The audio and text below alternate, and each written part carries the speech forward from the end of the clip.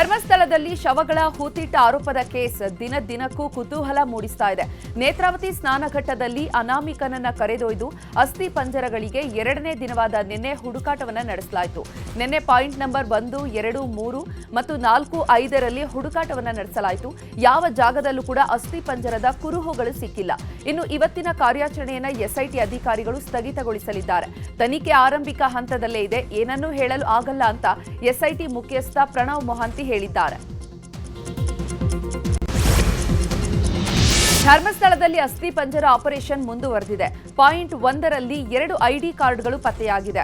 ಒಂದು PAN card, ಮತ್ತೊಂದು debit card ಪತ್ತೆಯಾಗಿದೆ. ಸ್ಥಳ ಅಗೆಯುವಂತಹ ಸಂದರ್ಭ 2 ಐಡಿ ಕಾರ್ಡ್ಗಳು ದೊರೆತಿವೆ ಅಂತ ಸುಜಾತಾ ಭಟ್ ಪರ ವಕೀಲ ಮಂಜುನಾಥ್ ಮಾಹಿತಿಯನ್ನು ನೀಡಿದ್ದಾರೆ ಅನ್ನುವಂತಹ ಪತ್ರಿಕಾ ಹೇಳಿಕೆ ಹರಿದಾಡ್ತಾ ಇದೆ.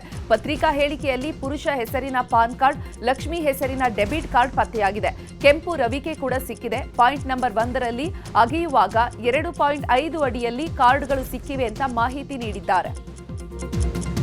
ಧರ್ಮಸ್ಥಳದಲ್ಲಿ ಶವಗಳು ಅಸ್ಥಿ ಪಂಜರದ ಕಾರ್ಯಾಚರಣೆ ಬಗ್ಗೆ ಸಂಸದ ಬ್ರಿಜೇಶ್ ಚೌಟ ಮಾತನಾಡಿದ್ದಾರೆ. ಸರ್ಕಾರ ಈಗಾಗಲೇ ಎಸ್ಐಟಿ ರಚನೆ ಮಾಡಿದೆ. ಬಿಜೆಪಿಯವರು ನಾವೆಲ್ಲ ಸ್ವಾಗತವನ್ನ ಮಾಡಿದ್ದೇವೆ. ಸತ್ಯಾಸತ್ಯತೆ ಬಗ್ಗೆ ಜನರಿಗೆ ಶೀಘ್ರ ತಿಳಿ ಹೇಳುವಂತಹ ಕೆಲಸ ಸರ್ಕಾರ ಮಾಡಬೇಕಿದೆ ಎಂದರು. ಧರ್ಮಸ್ಥಳದಲ್ಲಿ ಇಲ್ಲಿವರೆಗೂ 5 ಕಡೆ ಉತ್ಖನನ ಮಾಡಲಾಗಿದೆ. ಆದರೆ ಯಾವ ಮೂಳೆ ಕೂಡ ಸಿಕ್ಕಿಲ್ಲ. ಆದರೆ ಅನಾಮಿಕ ವ್ಯಕ್ತಿ ಮಾತ್ರ ಪಾಯಿಂಟ್ ನಂಬರ್ 9ರಲ್ಲಿ ಕಳೆ ಬರಹ ಸಿಕ್ಕೇ ಸಿಗುತ್ತೆ ಎನ್ನುವ ವಿಶ್ವಾಸದಲ್ಲಿದ್ದಾರೆ. ಹೀಗಾಗಿ ಎಲ್ಲರ ಚಿತ್ತ ಈಗ ಪಾಯಿಂಟ್ ನಂಬರ್ 9ರತ್ತ ನೆಟ್ಟಿದೆ. 8ನೇ ಪಾಯಿಂಟ್ ವರೆಗೆ ಗುರುತು ಮಾಡಿರೋದು ನದಿ ಪಕ್ಕದಲ್ಲೇ. ನದಿಯಲ್ಲಿ ನೀರು ಏರಿಕೆಯಾಗಿ ಮಣ್ಣು ಸವಕಳಿಯಾಗಿರಬಹುದು. ಆದರೆ 9ನೇ ಪಾಯಿಂಟ್ನಲ್ಲಿ ಮಿಸ್ ಆಗೋಕೆ ಸಾಧ್ಯವೇ ಇಲ್ಲ ಅನ್ನುವಂತಹ ನಂಬಿಕೆಯನ್ನ ಹೇಳಿದ್ದಾರೆ. ಧರ್ಮಸ್ಥಳದಲ್ಲಿ ನೂರಾರು ಶವಗಳನ್ನು ಹೂತಿಟ್ಟ ಪ್ರಕರಣ ಇಡೀ ದೇಶದಾದ್ಯಂತ ಜೋರು ಸದ್ದು ಮಾಡ್ತಾ ಇದೆ. ಪ್ರಕರಣದ ಬಗ್ಗೆ ಮಾಹಿತಿ ನೀಡಲು ಎಸ್ಐಟಿ ಸಹಾಯವಾಣಿಯನ್ನು ತೆರೆದಿದೆ.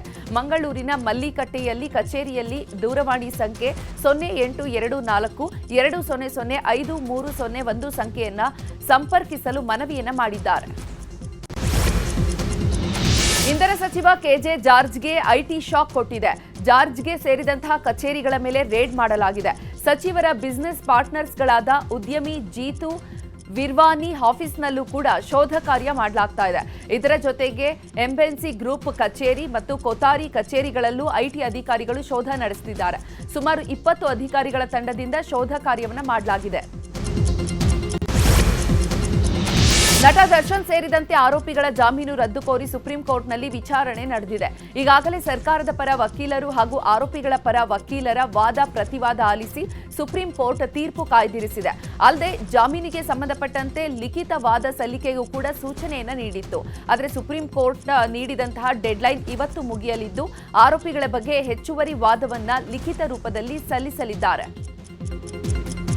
ಇನ್ನು 7 ಆರೋಪಿಗಳ ಪೈಕಿ 2 ಆರೋಪಿಗಳ ಪರ ವಕೀಲ ರಂಗನಾಥ್ ರೆಡ್ಡಿ ಲಿಖಿತ ರೂಪದಲ್ಲಿ ವಾದ ಸಲ್ಲಿಕೆ ಮಾಡಿದ್ದಾರೆ.